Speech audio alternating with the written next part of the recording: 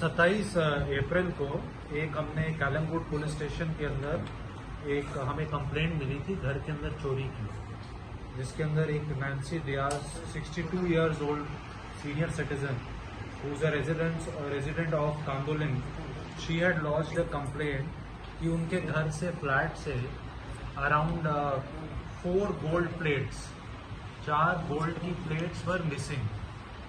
तो जैसे ही as soon as that information was received in the police station, Calangute police station, case was registered under section 381 of the Indian penal code और एक special team का constitution किया गया under the leadership of SDPO Porvorim and led by PI Calangute.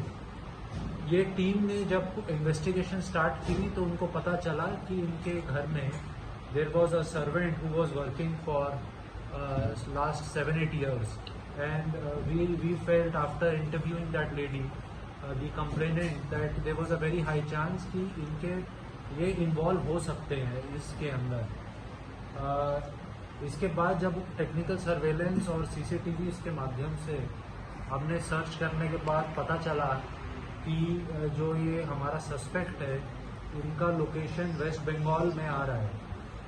A team was sent led by PSI Akshay Parsekar.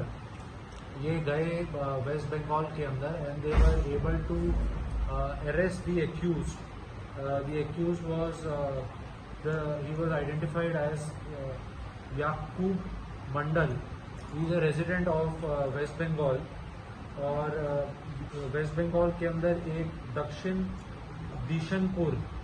Dinajpur करके district है, उसके अंदर which is around 500 meters from Bangladesh border. It is very near to Indo Bangladesh border.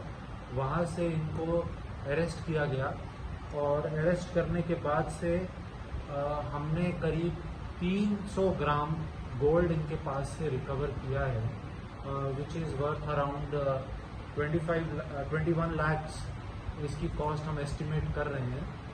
और इसके अंदर अभी थोड़ी रिकवरी होना बाकी है, but we are hopeful that we will be able to successfully recover the rest of the gold as well. Total कितने arrest हुए इस केस में? इस केस में अभी हमने we arrested 1 person and investigation is on. Okay, 4 plates गई थी, हमने अभी 3 प्लेट्स उसमें से रिकवर कर ली। He was working, he knew the complainant since 2016 and he used to work on and off, not on a regular basis. So, but they knew each other since 2016.